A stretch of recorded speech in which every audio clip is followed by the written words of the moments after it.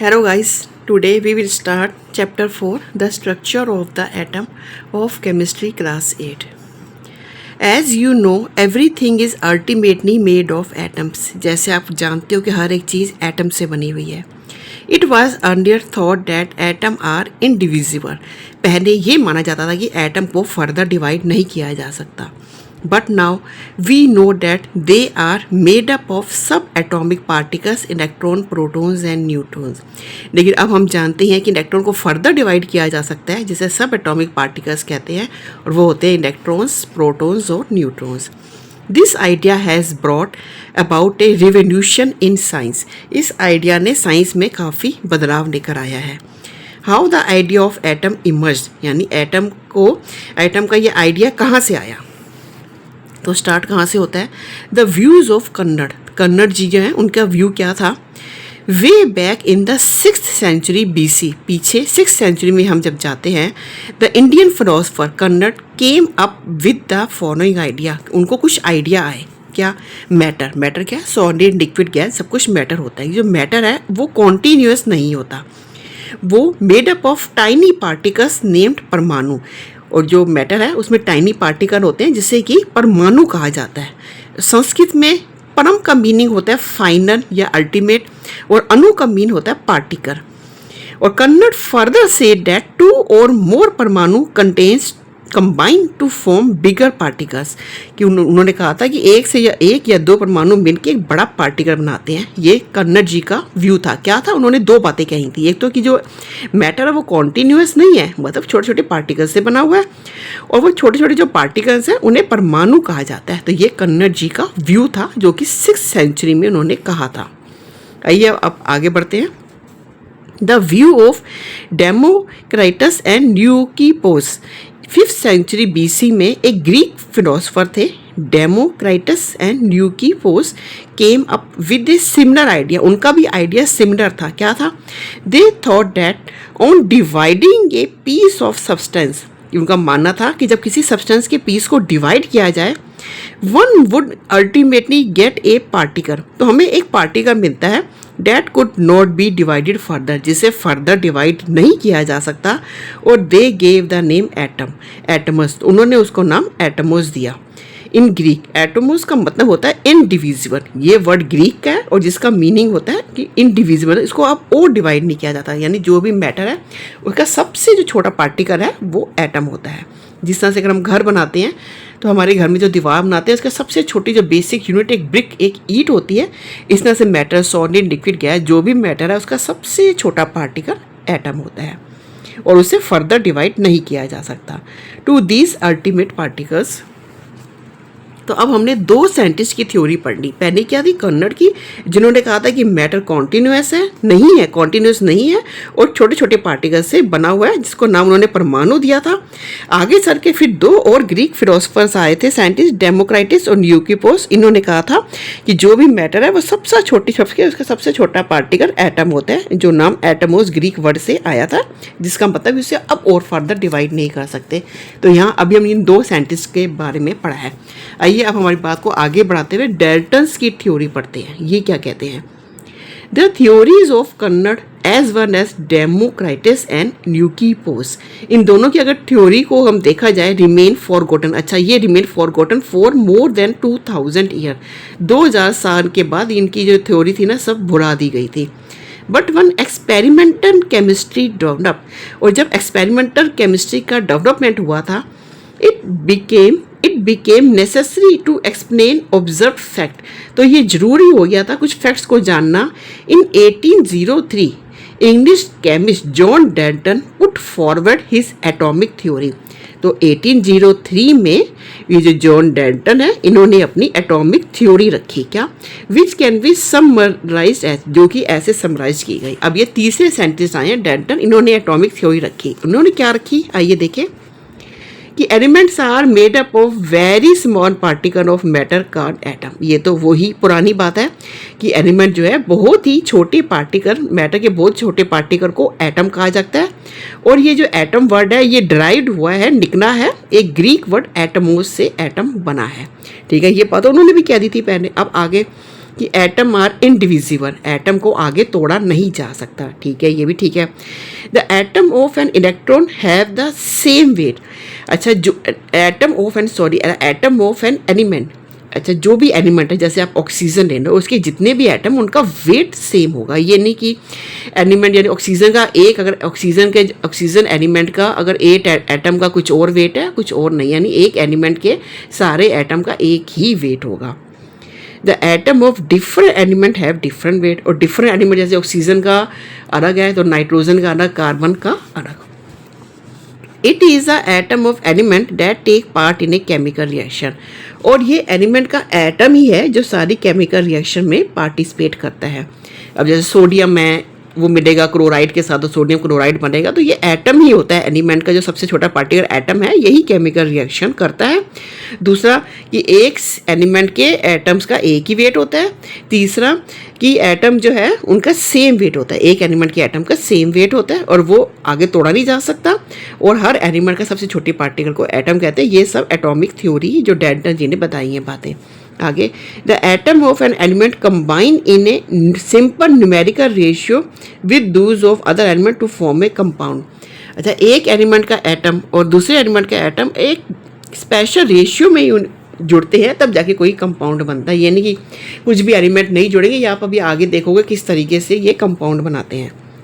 N atom is defined as the smallest part of the element that take part in a chemical reaction. तो आपको ये याद रखना होगा, एमसीक्यू में आ सकता है कि केमिकल रिएक्शन कैसे होती है, कि जो एलिमेंट का जो एटम है वो पार्टिसिपेट करता है तो केमिकल रिएक्शन होती है। आइए अब आगे देखें द सब एटॉमिक पार्टिकल, यानी एटम के आगे फर्दर जो सब एटॉमिक पार्टिकल हैं वो क्या होते हैं और कैसे डिस्कवर किए गए थे। In the late 19th century के आखिर में however it was prove that atom are divisible. तो 19th सेंचुरी के एंड में ये बात मान ली गई थी कि एटम को भी आगे डिवाइड किया जा सकता है। And it was later found that atom are made up of सब एटॉमिक और fundamental particle electron, protons, neutron.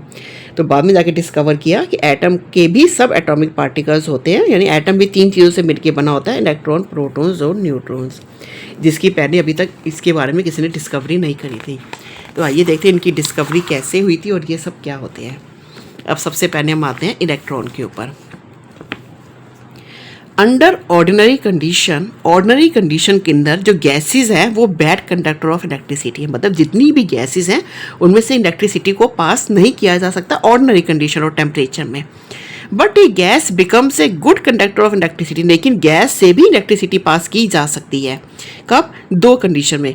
If the pressure of the gas is low, अगर गैस का प्रेशर काफ़ी कम कर दिया जाए, यानी कि 10 mm ऑफ मर्करी या उससे भी कम कर दिया जाए। और दूसरा, the voltage applied is very high, अगर गैस के अंदर बहुत हाई वोल्टेज अप्लाई कर दी जाए तो हम गैस में भी इलेक्ट्रिसिटी पास कर सकते हैं। जैसे कि हमारे ऑर्डिनरी रूम में गैसेज होती है, उसमें इलेक्ट्रिसिटी पास नहीं होती। इलेक्ट्रिसिटी गुड कंडक्टर ऑफ, जैसे कि मेटल से ही पास होती है, वुड से, बैड कंडक्टर से नहीं होती, और गैसेज से भी नहीं होती। लेकिन गैसेज से भी इलेक्ट्रिसिटी को पास किया जा सकता है जब उसका प्रेशर कम कर दिया जाए और वोल्टेज बहुत हाई कर दी जाए। इसी की मदद से ही इलेक्ट्रॉन, प्रोटॉन्स और न्यूट्रॉन्स का डिस्कवरी हुई थी। आइए आगे देखते हैं। These condition are achieved in what is called a discharge tube। तो ये सारी कंडीशन जिसमें करी गई थी उसे एक डिस्चार्ज ट्यूब कहा जाता है। आइए देखते हैं आगे। Cathode rays, A discharge tube is a long glass tube at the two end of which are sealed with 2 metal plate। तो डिस्चार्ज ट्यूब क्या होती है? एक ग्लास की, शीशे की एक लंबी सी ट्यूब होती है और उसकी दोनों एंड्स को बंद किया जाता है और उसके अंदर 2 मेटल प्लेट्स लगाई जाती है। देखिए आप यहाँ थोड़ा सा देख सकते हैं, ये एक ग्लास ट्यूब है, इसके दोनों एंड क्लोज हैं और इसके अंदर ये 2 मेटल्स की, यहाँ पे ये 2 मेटल्स की प्लेट लगाई गई है। These plates can be connected to a high voltage source and are called electrode। In metal plates को बहुत हाई वोल्टेज सोर्स के साथ अटैच कर दिया जाता है और इसे इलेक्ट्रोड्स कहते हैं। The electrodes connected to the negative terminal, देखिए ऐसे यहाँ देखते हैं। चलिए, ये एक डिस्चार्ज ट्यूब है और इसके एंड में ये 2 इलेक्ट्रोड्स लगा दिए जाते हैं। इसको फर्दर बैटरी के साथ अटैच कर दिया जाता है। ठीक है, these plates can be connected to a high voltage source called electrode, तो इन्हें बहुत हाई वोल्टेज की इसके अंदर बैट इलेक्ट्रिसिटी पास की जाती है। The electrode connected to a negative terminal of the source is cathode, तो जिसे नेगेटिव टर्मिनल से जोड़ा जाता है उसे कैथोड कहा जाता है, और जिसे पॉजिटिव टर्मिनल से जोड़ा जाता है उसे एनोड कहा जाता है। The electrode connected to the negative terminal of the source is called cathode and the one connected to the positive terminal is called anode. There is also a side tube which can be connected to a exhaust pump, और इसके अंदर एक ना ऐसे pump भी लगा दिया जाता है ताकि इसके अंदर से एयर का प्रेशर कम किया जा सके। There is also a side tube which is connected to an exhausted pump used for lowering the pressure of the gas inside the discharge tube के अंदर। तो आपने देखा एक ग्लास की ट्यूब ली गई है, उसके अंदर 2 इलेक्ट्रोड लगाए गए हैं, एक कैथोड एक एनोड, यानी जिसे हम नेगेटिव के साथ जोड़ दोगे वो कैथोड हो जाता है, जिसे आप पॉजिटिव से जोड़ दोगे वो एनोड हो जाएगा। इसमें हाई स्पीड की इलेक्ट्रिसिटी पास की जाती है। इसमें जो एयर है उसको पंप के जरिए कम कर दिया जाता है। ये सब हमने क्यों किया? क्योंकि हमने अभी पढ़ा था कि इस तरीके से करने से इलेक्ट्रिसिटी पास हो जाती है, अदरवाइज तो गैस में से इलेक्ट्रिसिटी पास नहीं होती। आइए अब आगे देखें। When a high voltage is applied across the terminal, जब टर्मिनल के अक्रॉस में हाई वोल्टेज पास की जाती है, एंड द प्रेशर जो है ट्यूब का बहुत कम कर दिया जाता है। कितना कर दिया? 0.01 से 0.011 mm ऑफ मर्करी। मर्करी के कंपैरिजन में इतना ज़्यादा अंदर का ट्यूब का प्रेशर कम कर दिया गया है। The end of the tube opposite the cathode start glowing. अच्छा ये देखिए, अब ये वही सारा सिस्टम कर रखा है। देखिए ये डिस्चार्ज ट्यूब है, ये कैथोड है, ये एनोड है, यहाँ से एयर प्रेशर को कम किया गया है, यहाँ से कितनी ज़्यादा बैटरी के जरिए हाई वोल्टेज पास की गई है। तो ये जब कैथोड के सामने यहाँ पे आप देखोगे थोड़ा सा ग्लो करना शुरू हो गया है, जबकि हमें पता है कि इसमें से इलेक्ट्रिसिटी पास नहीं होती, इनमें से आपस में कोई कनेक्शन नहीं है, तो फिर यहाँ पर ये ग्लो कैसे आया है? This phenomenon is called Florence. इसी फिनोमिना को फ्लोरेंस कहा गया है। Investigation have shown that some invisible rays starting from the cathode fall on the opposite wall of the tube, causing fluorescence. These rays were named cathode. अच्छा अब क्या हुआ फिर? जब इलेक्ट्रिसिटी पास की तो यहाँ पे थोड़ा सा ग्लो आ रहा था, और जबकि हमें पता था पास नहीं होती, तो चलो हमने आपने देखने का प्रेशर कम किया, वोल्टेज हाई की, तो जो ये रेस थी ना, ये रेस वो सामने जब गई हैं, फार गिरी हैं, तो अपोजिट साइड यानी कैथोड के अपोजिट साइड यानी एनोड की तरफ जाके थोड़ा सा उसने ग्रो किया, और इस रेस को कैथोड रेस कहा गया है। और इस एक्सपेरिमेंट, इस चीज़ों को फ्लोरेंस, फिनोमेना को फ्लोरेंस कहा जाए, और कि ये रेज है इसे कैथोड रे कहा गया है। तो आप ये देख सकते हो, ये डायग्राम एग्जाम में आ सकता है, ज़रूर आएगा ही, आ नहीं सकता आएगा ही। आपको यहाँ पे नेमिंग करनी होगी कि ये कैथोड है, ये एनोड है, ये पंप है, ये हाई वोल्टेज सोर्स है, और ये जो रेज डिस्कवर की गई हैं कि कुछ रेज हैं इनविजिबल जो दिखाई नहीं देती, इसका नाम दिया गया है कैथोड रेज। अब इसी में से इलेक्ट्रॉन की डिस्कवरी होगी, और इस फिनोमेना को फ्लोरेंस कहा गया क्योंकि यहाँ पे ग्लो किया था ना, चमका था ना। अब द करैक्टरिस्टिक ऑफ कैथोड रो, तो कैथोड रो के अंदर क्या क्या करैक्टरिस्टिक थी? तो sir J Thomson and other found that cathode ray have the following characteristic. जो कौन से साइंटिस्ट थे, ये नाम पूछ सकते हैं कैथोड रे का किस? तो जे थॉमसन जो साइंटिस्ट थे, इन्होंने बताया क्या कि they originate at the cathode and travel in straight line, कि ये जो है ना रेज जो डिस्कवर हुई हैं, दिखी हैं, जिसकी वजह से यहाँ पे ग्लो दिखा है, वो कैथोड से निकलती हैं। ये चीज़ उन्होंने प्रूव करी। वो कैसे प्रूव करी? तो वो ऐसे प्रूव की उन्होंने बीच में एक मैटर का ऑब्जेक्ट लगा दिया। जब रेज उससे टकराई तो पीछे उसकी शेडो बनी। इसका मतलब कि वो एनोड से तो नहीं निकल रही, कैथोड से निकल रही है। आगे पढ़ते हैं। When an object is placed in the path of cathode रे, देखिए जब कोई ऑब्जेक्ट को कैथोड रे के पाथ में रख दिया गया, a shadow of the object falls on the opposite side, तो उसकी शेडो यहाँ बनी है। अगर ये रेज यहाँ से आती है तो उसकी शेडो हमेशा ऑब्जेक्ट के बैक साइड में बनती है। इट मीन्स ये कैथोड से रेज आई हैं और इसकी शेडो उसके बैक साइड यानी एनोड की साइड पे बनी है। far on the opposite side of cathode. A shadow can be formed only when the rays travel in straight line. और शेडो भी तब एकदम सीधी जाके बनी है। इसका मतलब जो रेज थी वो स्ट्रेट थी एकदम। तो हमारे को पहला हमें पता चल गया कि जो रेज थी कैथोड वो एकदम स्ट्रेट लाइन में ट्रैवल कर रही थी। अब सेकंड कैरेक्टरिस्टिक क्या थी कैथोड रे की? जो cathode rays are a stream of particles, इसके अंदर कुछ पार्टिकल्स है, ये कॉन्टीन्यूअस नहीं है। ए नाइट पैडल व्हील, एक व्हील को लगाया गया, place in the path of cathode ray के पाथ में रखा गया और रोटेट होना शुरू हो गया। This shows that some particle strike the plates of the wheel. इससे पता चलता है कुछ जो पार्टिकल हैं वो इसके व्हील के साथ टकरा रहे हैं, जिसमें इसमें मूवमेंट हो रही है। तीसरा, द पार्टिकल अगर नहीं होते तो कॉन्टिन्यू होते तो काफ़ी तेज तेज ये रोटेट करता। The particles constituting cathode ray are negatively charge. अच्छा, अब ये नेगेटिवली चार्ज है, ये कैसे पता चला कैथोड रे जो है वो नेगेटिवली चार्ज हैं, जो भी पार्टिकल्स ये हैं। This is proved bye the fact that the cathode रे bent towards the positive plate in an electric field, कि ये जो कैथोड रे से ये पॉजिटिव प्लेट की तरफ इलेक्ट्रिक फील्ड की तरफ बेंट हो गई। देखिए ये वही हमारा ये है पूरा ग्लास ट्यूब का। अब की बार जो रेस के साइड में पॉजिटिव एक तरफ नेगेटिव चार्ज लगा दिया गया, एक तरफ पॉजिटिव, जो रेस थी वो नीचे की तरफ बेंड कर गई सारी। इट मीन्स जो ये रेस थी वो नेगेटिव थी, क्योंकि जो अपोजिट चार्ज होते हैं वो अट्रैक्ट करते हैं और जो सेम चार्ज होते हैं वो रिपेल करते हैं। तो यानी नेगेटिव से वो रिपेल दूर भागी और पॉजिटिव की साइड आ गई, एनोड की साइड। तो पता चल गया ये जो कैथोड रे है में जो पार्टिकल्स हैं वो नेगेटिवली चार्ज हैं। The particles constituting cathode ray are all alike, और ये सारे पार्टिकल एक जैसे हैं। They do not change with the gas, the electrodes and the kind of glass use for making the tube. अच्छा, इसमें जो भी गैस भरी हुई है या ग्रास से उन पार्टिकल्स को कोई इफेक्ट नहीं पड़ रहा। तो इस तरह से जे थॉम्सन कंक्लूड, उन्होंने फिर ये कंक्लूड किया that the particle constituting cathode ray are a universal constitute of atom. तो उन्होंने पता लगाया कि ये एटम का एक पार्टिकल है और दिस पार्टिकल को उन्होंने इलेक्ट्रॉन्स का नाम दे दिया 1897। ये आपके एमसीक्यू में आ सकता है कि इलेक्ट्रॉन की डिस्कवरी कब हुई। इलेक्ट्रॉन की डिस्कवरी 1897 में हुई, जो कि सर जे थॉम्सन ने करी थी। तो आगे देखिए, और ये सब आपने देख लिया कैथोड रे और किस तरीके से हुई, और इस रे का नाम कैथोड रे दिया गया, वो अपने सारी आपने स्टोरीज की जान ली। Relative charge and mass, the charge on an electron is taken as unit of negative charge. फिर उन्होंने इलेक्ट्रॉन को एक नेगेटिव चार्ज, एक यूनिट यानी 1 -1 नेगेटिव, यानी एक इलेक्ट्रॉन पे -1 नेगेटिव चार्ज होता है। अब the mass of electron is about, और जो मास था वो उसका हाइड्रोजन का 1/1840 टाइम्स यानी नेग्लिजिबल था। And so it is that electron का मास नेग्लिजिबल काउंट किया जाता है। और ये चीज़ें आपने याद रखनी है, आपके एमसीक्यू क्वेश्चन में आ सकती है कि इलेक्ट्रॉन का मास नेग्लिजिबल होता है और वो हाइड्रोजन के कंपैरिजन में 1/1840 टाइम्स होता है। तो ये हमारी इलेक्ट्रॉन की डिस्कवरी यहाँ पे पूरी हो जाती है। आइए अब हम डिस्कवरी ऑफ प्रोटॉन करते हैं।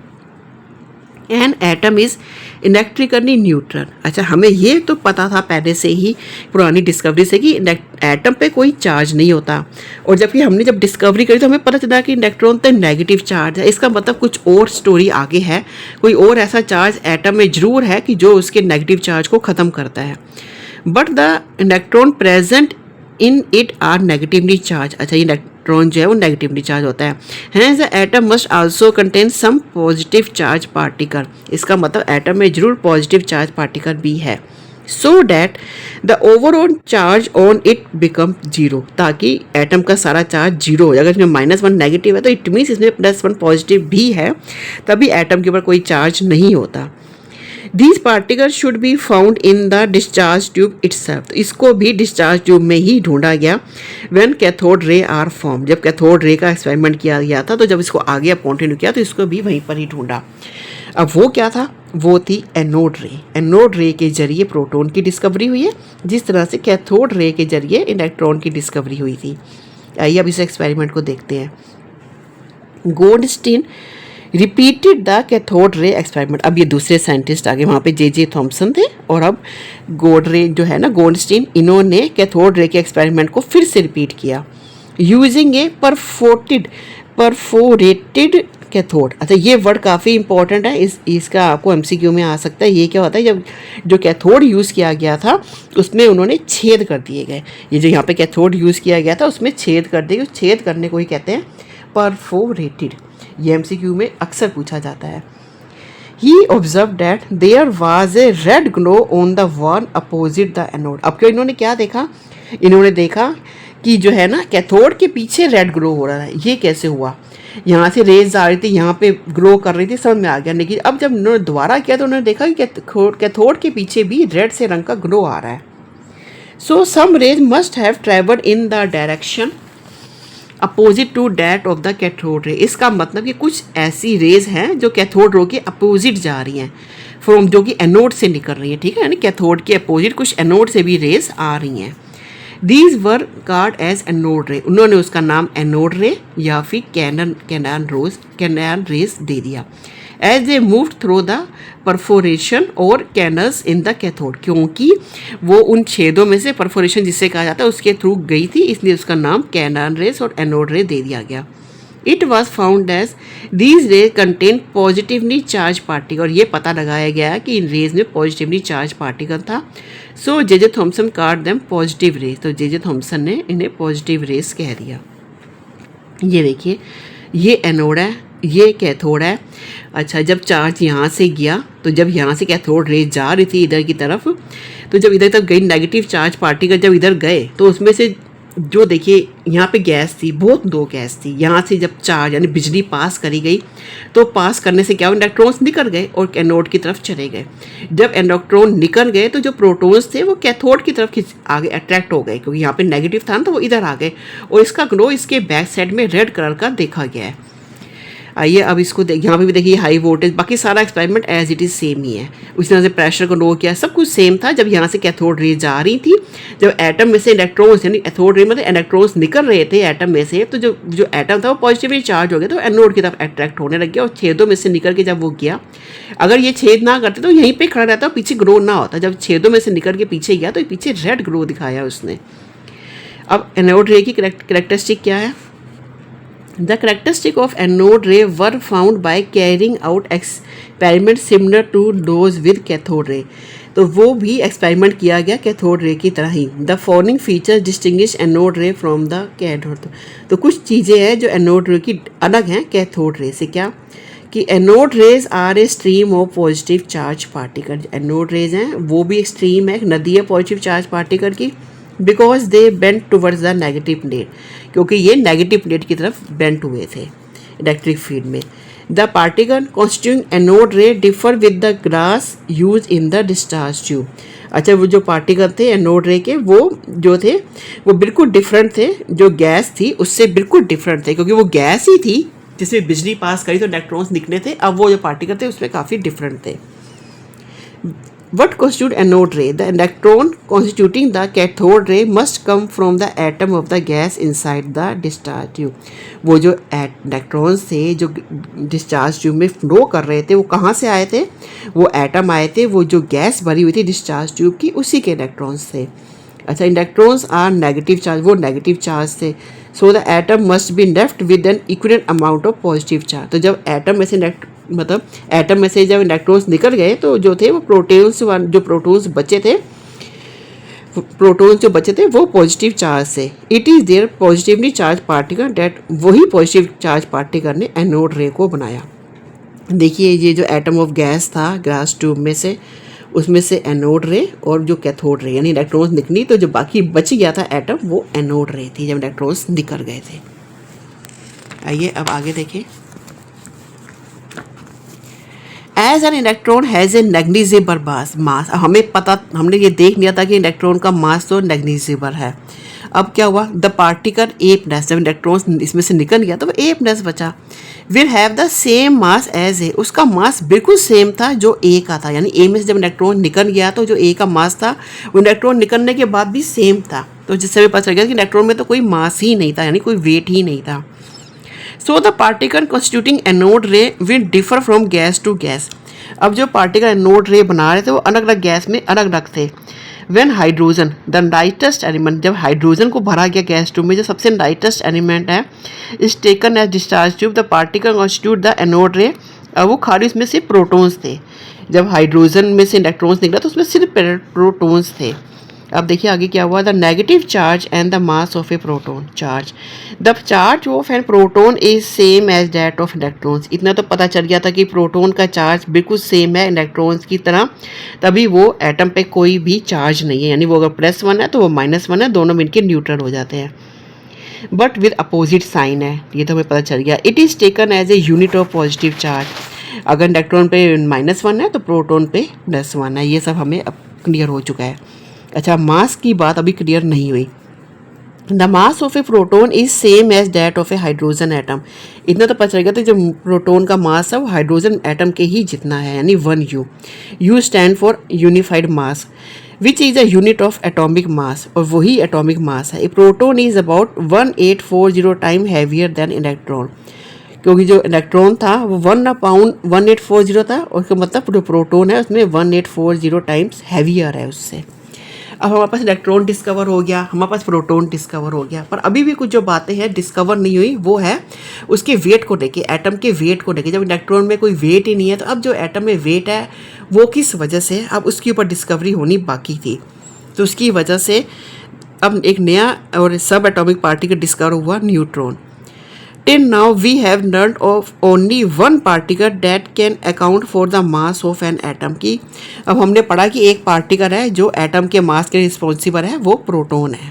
ठीक है, द इलेक्ट्रॉन हैज़ नेगेटिव, क्योंकि इलेक्ट्रॉन में पता चल गया कोई भी मास नहीं है, वो क्योंकि नीचे की ओर डाइवर्ट हो रहे थे ना।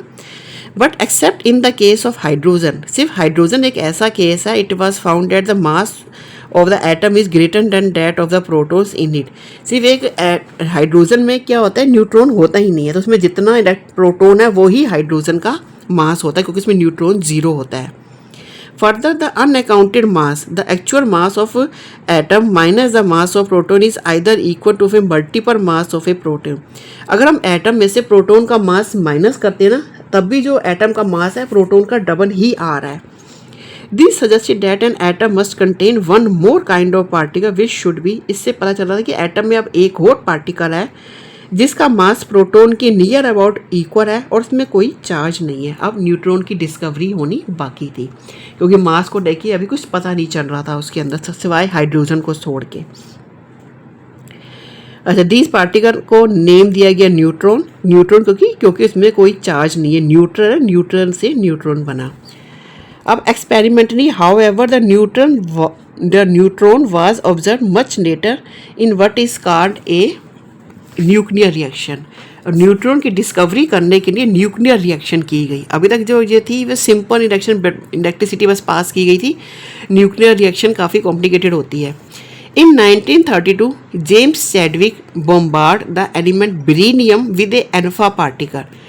तो 1932 में जेम्स चैडविक ने बेरिलियम की शीट को अल्फा पार्टिकल से स्ट्राइक कराया। अल्फा पार्टिकल क्या होता है? एक्चुअली में अल्फा पार्टिकल हीलियम का आयन होता है। हीलियम में से जब 2 इलेक्ट्रॉन निकल जाते हैं जिसमें 2 पॉजिटिव चार्ज है, इसी को अल्फा पार्टिकल कहा जाता है। तो we will discuss this later in the chapter, ये जब आगे डिटेल में बड़ी क्लासेस में पढ़ेंगे। He observe that beryllium changes to carbon. अच्छा, जब भी न्यूक्लियर रिएक्शन कराई जाती है तो एटम का एटम ही चेंज हो जाता है। जो बेरिलियम है वो कार्बन बन गया, जबकि हमारी केमिकल रिएक्शन में जो है ना, ऑक्सीजन ही रहेगा, उस पर चार्ज आ जाएगा। केमिकल नाइट्रोजन ही रहेगा, कार्बन ही रहेगा। लेकिन जब रेडियो एक्टिव रिएक्शंस कराई जाती हैं तो जो बेरिलियम है वो कार्बन में कन्वर्ट हो जाता है।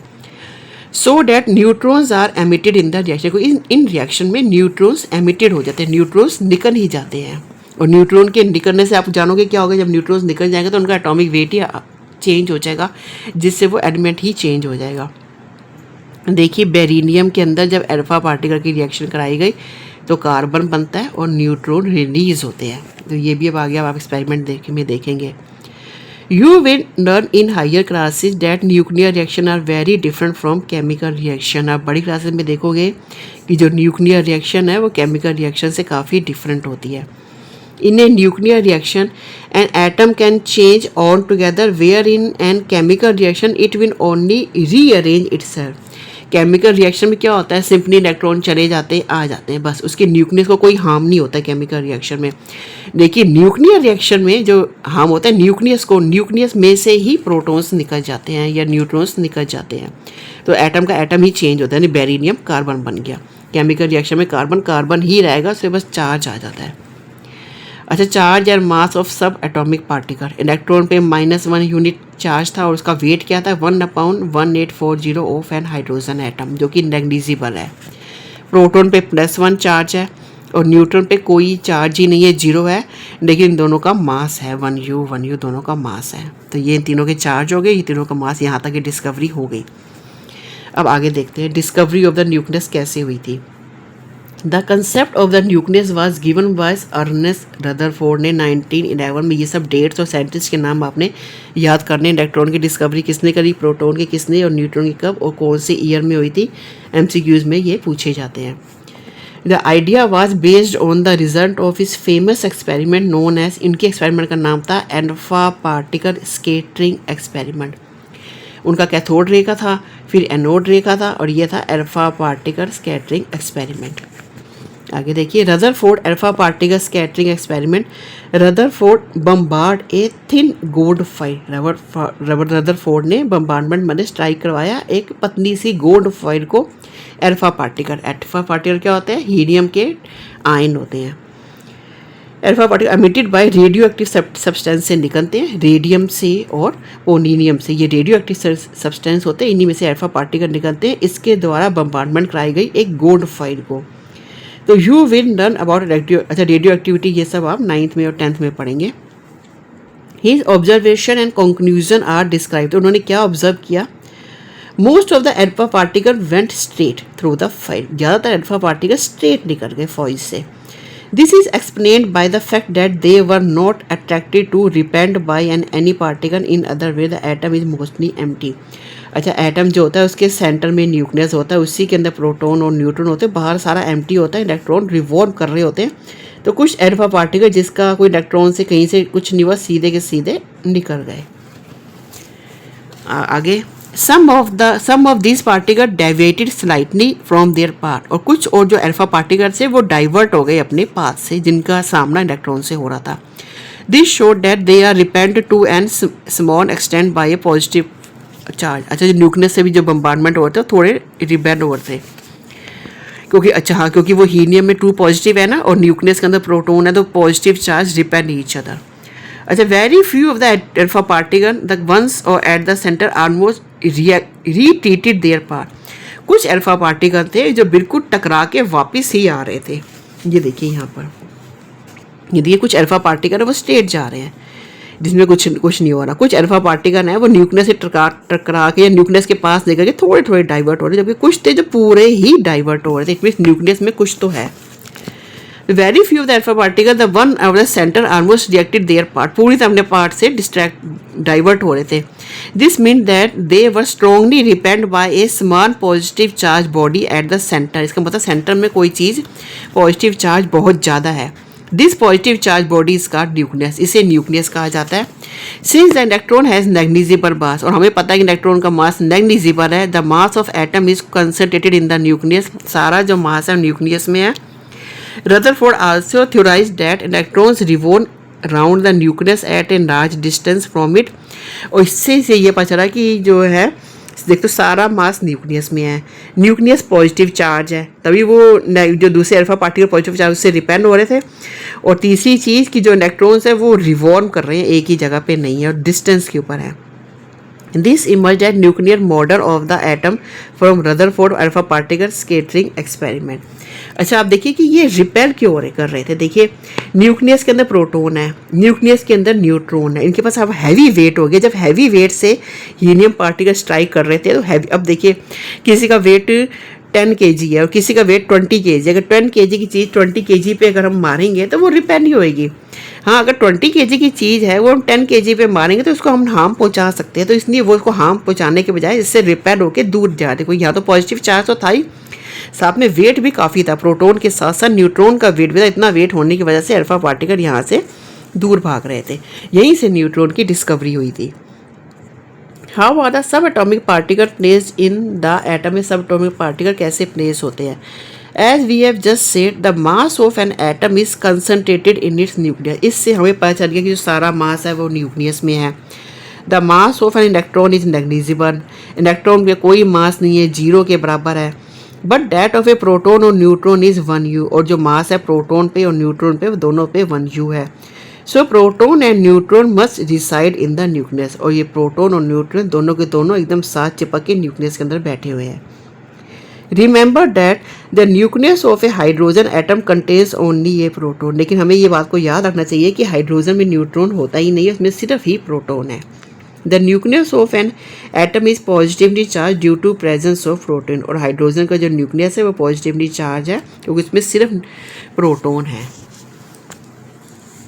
इन 1913 Niels Bohr present the atomic model. अब 1930 में ये सब नाम याद करने हैं साइंटिस्ट के। नील बोर जी ने एटॉमिक मॉडल दिया था। अकॉर्डिंग टू इट, उनके according electrons revolve around the nucleus, कि वो रिवॉल्व कर रहे हैं एक जगह नहीं। को देखते थे जब टकराते थे ना, तो कभी वहाँ पे उस जगह पे होता था इलेक्ट्रॉन, कभी नहीं होता था। तो इलेक्ट्रॉन जो है वो रिवॉल्व कर रहे हैं ऑर्बिट में, जैसे कि प्लैनेट रिवॉल्व कर रहे हैं सोलर सिस्टम में। तो ये बीच में न्यूक्लियस है जिसके अंदर प्रोटॉन और न्यूट्रॉन है, बाहर इलेक्ट्रॉन रिवॉल्व कर रहे हैं। अब देखिए सोलर सिस्टम में ये बीच में सन है, इसके चारों तरफ ऑर्बिट में सारे के सारे प्लैनेट्स रिवॉल्व करते हैं। सिमिलरली इसी तरीके से इलेक्ट्रॉन न्यूक्लियस के चारों तरफ रिवॉल्व कर रहे हैं, और वो जिस शेल में रिवॉल्व करते हैं उन्हें एनर्जी शेल्स भी कहते हैं। आइए अब देखते हैं नंबर ऑफ सब atomic particle in an atom. एक एटम में जो सब एटॉमिक पार्टिकल यानी इलेक्ट्रॉन, प्रोटॉन, न्यूट्रॉन, उनके नंबर कैसे डिस्क्राइब करते हैं। Atomic number and mass number. To know the number of सब atomic particle in atom, one needs to know the atomic or proton number Z and the mass number A। तो हम जो है atom के सब atomic particle को जानने के लिए हमें जानना पड़ेगा एटॉमिक नंबर, जिसे कि प्रोटॉन नंबर भी कहते हैं, और मास नंबर एटम का। तो आइए डेफिनेशन देखिए। द एटॉमिक नंबर और द प्रोटॉन नंबर, यानी एटॉमिक नंबर को ही प्रोटॉन नंबर कहा जाता है, of an element is a number of protons present in the nucleus of an atom of an element. Element के एटम के nucleus में जितने ही प्रोटॉन हैं उसी को एटॉमिक नंबर कहा जाता है, और उसे Z से डिनोट किया जाता है, लिखा जाता है। और the sum of the number of protons and neutron in an atom is known as mass number. और जो न्यूक्लियस के अंदर प्रोटॉन है और जो न्यूट्रॉन है, इन दोनों को अगर ऐड कर दिया जाए तो एटम का मास नंबर आता है, जिसे हम A से डिनोट करते हैं। तो आइए कैलकुलेट करते हैं हम। As an atom is electrically neutral, हमें पता है कि एटम जो है इलेक्ट्रिकली न्यूट्रल, उस पर कोई चार्ज नहीं होता। तो number of electron must be equal to the number of proton. तो एक एटम में जितने ही प्रोटॉन हैं उतने ही इलेक्ट्रॉन हैं। तो नंबर ऑफ इलेक्ट्रॉन भी Z हो गए एटम में, नंबर ऑफ प्रोटॉन भी Z हो गए, और नंबर ऑफ न्यूट्रॉन वो कैसे निकालेंगे। जो एटम का मास है उसमें से नंबर ऑफ प्रोटॉन अगर हम माइनस कर दें, यानी मास नंबर में से नंबर ऑफ प्रोटॉन या एटॉमिक नंबर मास कर दें, तो हमारे पास नंबर ऑफ न्यूट्रॉन आ जाएंगे। आइए देखिए अब ये न्यूक्लियोटाइड सिंबल, इसे कैसे डिनोट किया जाता है। The nucleotide symbol of an atom is the symbol of an element with atomic number as the subscript and mass number as the superscript which are set to the left of the symbol of the element. देखिए जैसे ये देखिए, ये hydrogen है, ये subscript है यानी atomic number, ये सुपरस्क्रिप्ट है यानी उसका मास नंबर, और ये इसके लेफ्ट साइड पे लिखा जाता है। इस तरह से रिप्रेजेंट करते हैं हम एलिमेंट के एटम को। ये हाइड्रोजन का 1 एटॉमिक नंबर, 1 मास नंबर, यानी ये Z1 है, और जो A है वो भी 1 है। इसे सबस्क्रिप्ट कहते हैं, इसे सुपरस्क्रिप्ट कहते हैं, और इसे एटम के जो इनिशियल है उसके लेफ्ट साइड में लिखा जाता है। तो ये देखिए हमें कम से कम 1 से लेकर 20 तक के एलिमेंट्स आने चाहिए। इसको याद करने के लिए एक ट्रिक है। देखिए अगर हम इसे इस तरीके से याद करें, hi hello listen BBC news on Friday night, देखा। तो H से हाइड्रोजन, हेलो HE से हीलियम, Li से लिथियम, B से बेरिलियम, B से बोरोन, C से कार्बन, और N से नाइट्रोजन, O से ऑक्सीजन, F से फ्लोरीन, और N से नियोन। देखिए हमने ये एक सेंटेंस याद करना था, hi hello listen BBC news on Friday night. तो ये टर्म नंबर 1 2 3 4 ऐसे करके 10 तक लिख देंगे, और वही नंबर ऑफ इलेक्ट्रॉन है, वही नंबर ऑफ प्रोटॉन है, तो इस बाद में याद कर लेंगे। अच्छा आगे का अब देखिए 11 से देखिए, ना मांगो अंडा से पेप्सी सोडा कोला और काजू कतली। ना sodium Na, M for magnesium, Mg magnesium. अंडा से An से एल्यूमिनियम, S से सिलिकॉन, P से फॉस्फोरस, S से सल्फर, C से कोला क्लोरीन, A से आर्गन, और ये K से पोटेशियम, और C से कैल्शियम। इस तरीके से हमें ना ये नाम याद इजीली आप कर सकते हो। और ये हमें वैसे भी याद होने चाहिए कि हाइड्रोजन का एटॉमिक नंबर 1 है, हीलियम का 2 है, लिथियम का 3 है, बेरिलियम का 4 है, बोरोन का 5 है, कार्बन 6 है, नाइट्रोजन का 7 है, ऑक्सीजन का 8 है, फ्लोरीन का 9 है, नियोन का 10 है, सोडियम का 11, मैग्नीशियम का 12 है, एल्यूमिनियम का 13 है, सिलिकॉन का 14 है, फॉस्फोरस का 15 है, सल्फर 16, क्लोरीन 17, आर्गन का 18 है, पोटेशियम का 19 है और कैल्शियम का 20। और ये उनके इनिशियल है। हाइड्रोजन को एच से हम शो करते हैं, हीलियम को HE से, लिथियम को Li से, बेरिलियम को Be से, बोरोन को B से, कार्बन को C से, नाइट्रोजन को N से, ऑक्सीजन को O से, फ्लोरीन को F से, नियोन को Ne से, सोडियम को हम S के बजाय Na से करते हैं, और मैग्नीशियम को Mg से, एल्यूमिनियम को An, silicon Si, phosphorus P, sulphur S, chlorine Cl, argon Ar, potassium K और कैल्शियम Ca। आइए अब आगे देखें।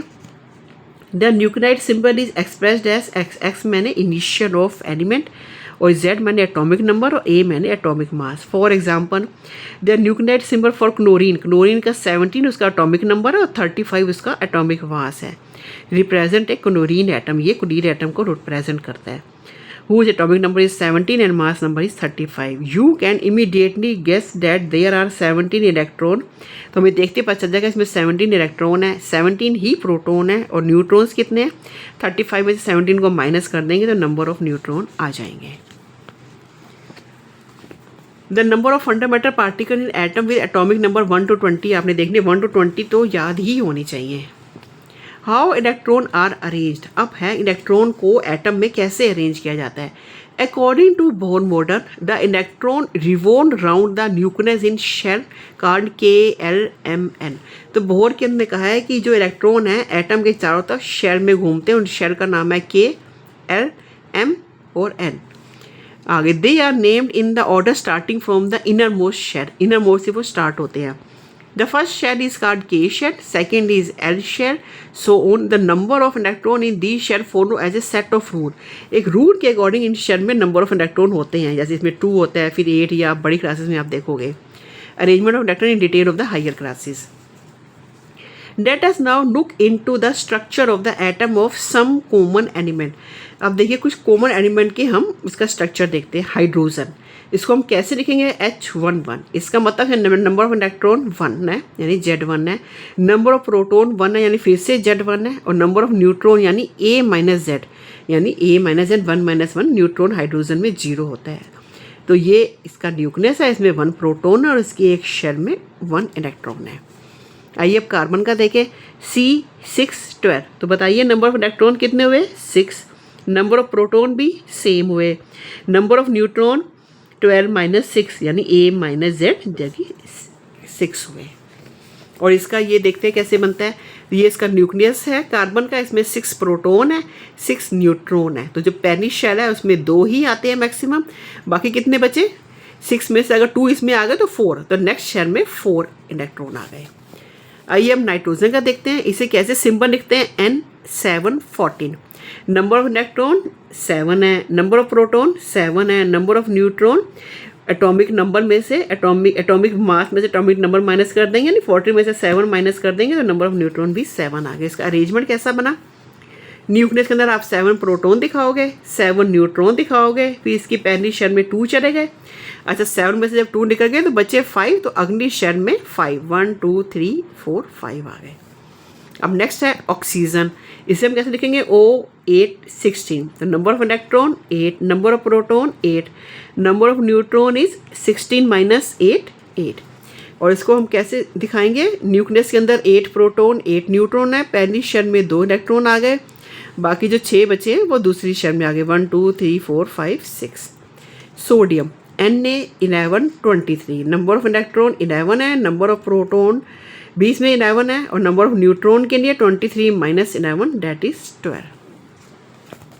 अब देखिए पहली शेल में कितने आए, इसके अंदर तो 11 प्रोटॉन आ गए और 12 न्यूट्रॉन, ये हमने निकाल लिया। पहली शेल में 2 इलेक्ट्रॉन आ गए, दूसरे के अंदर कितने आए 1 2 3 4 5 6 7 8, क्योंकि 11 था तो पहले में 2 आ गए, दूसरी शेल में 8 आ गए। अभी हमारे पास 11 है, जो 1 बचा वो थर्ड शेल के अंदर आ गया।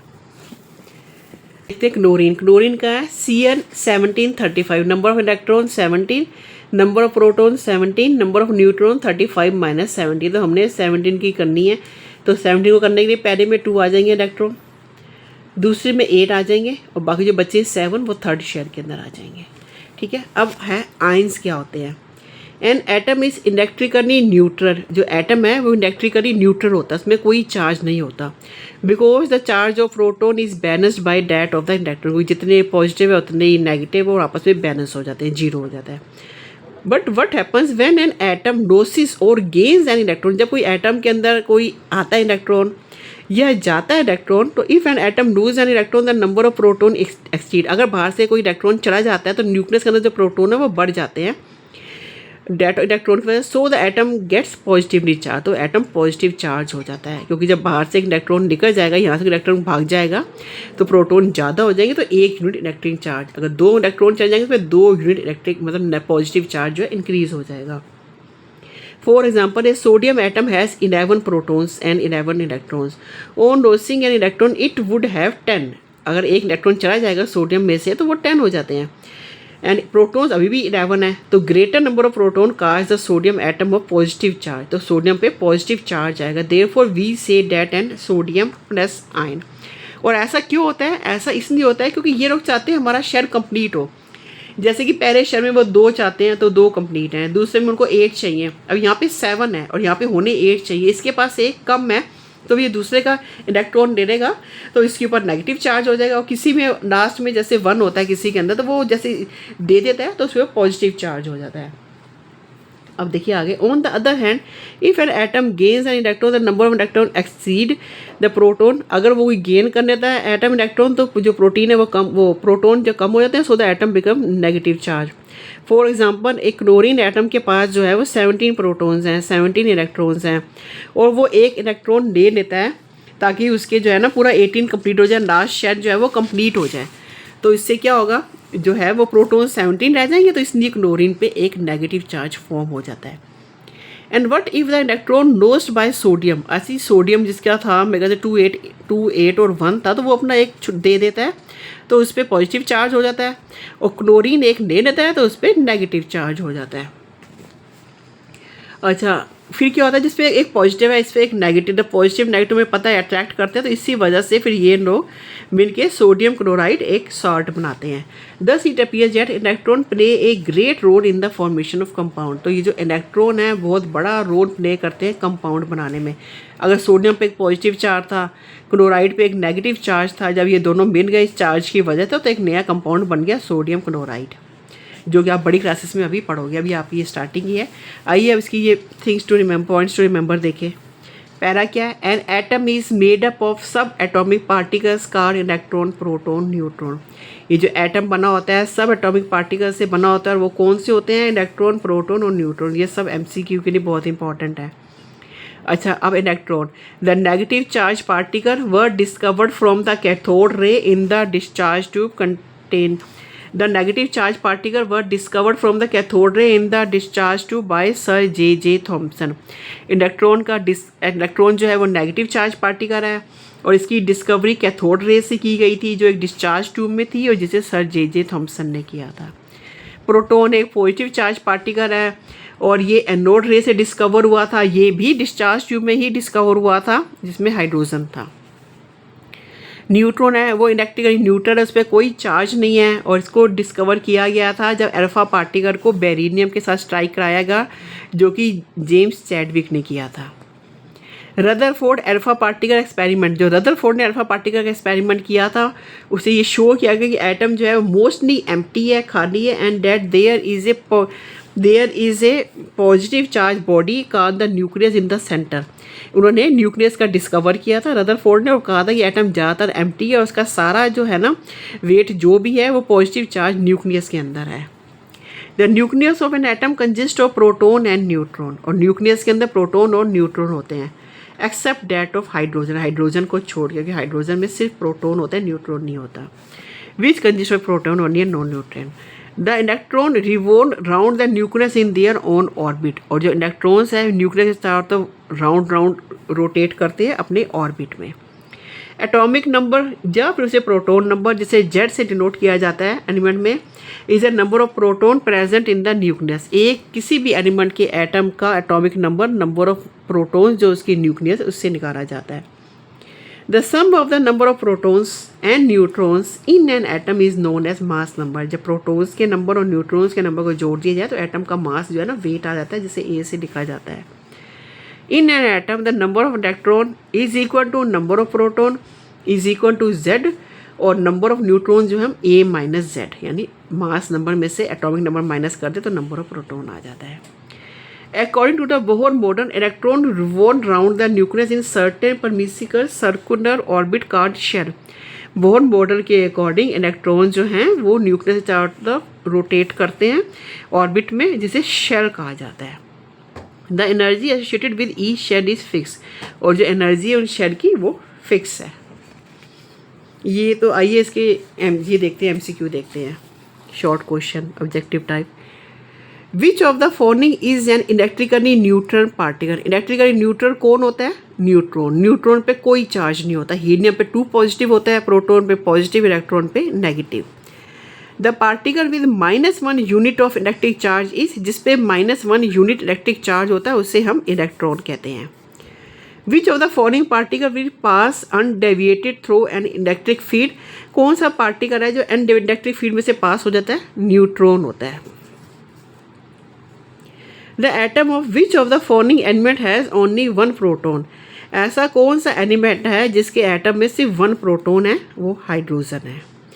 Which of the following atom will have the same number of electron, proton and neutron. Atom ऐसा कौन सा एलिमेंट है जिसके इलेक्ट्रॉन भी उतना ही है, प्रोटॉन भी उतना ही है और न्यूट्रॉन भी इतनी ही कार्बन के। Atomic number of electron 6, number of proton 6 और नंबर ऑफ न्यूट्रॉन 12 - 6 अगेन 6। एक कार्बन ऐसा है जिसके इलेक्ट्रॉन, प्रोटॉन, न्यूट्रॉन तीनों ही इक्वल है। Which of the following atom has an odd number of neutrons. Odd number of neutron किस में है?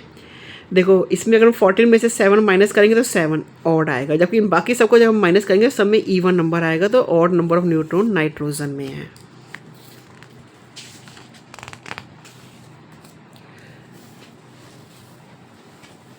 The mass of the cathode रे पार्टिकल इज फिक्स्ड। जो कैथोड रे पार्टिकल है उनका जो मास होता है वो एक गैस का जो होता है वो फिक्स होता है, लेकिन अगर हम गैसेस चेंज करेंगे तो वो वेरिएबल हो जाता है। The mass of the anode रे पार्टिकल इज, और जो एनोड रे पार्टिकल का मास है वो भी फिक्स होता है एक गैस के लिए। The mass of the atom except that of hydrogen can not be explain without considering neutron. सिर्फ एक हाइड्रोजन है जिसमें न्यूट्रॉन नहीं होता। An atom has the same number of electron, proton और neutron if the mass number is double. अगर mass number the atom के है the same number of atom में जो इलेक्ट्रॉन, प्रोटॉन्स और न्यूट्रॉन कब सेम होते हैं? कि जब उसका मास डबल होगा। जब डबल होगा तो हम न्यूट्रॉन में जब प्रोटॉन माइनस करेंगे तो फिर इलेक्ट्रॉन के बराबर ही आ जाएगा। आइए अब इसका देखते हैं। अब ये Na है, इसके अंदर नंबर ऑफ इलेक्ट्रॉन जो है वो 11 है, तो इसका मतलब जो इसका एटॉमिक नंबर क्या है वो 11 है। प्रोटॉन भी 11 है और न्यूट्रॉन कितने हैं? 23 में से अगर हम 11 को माइनस कर देंगे तो नंबर ऑफ न्यूट्रॉन 12 आ जाएंगे।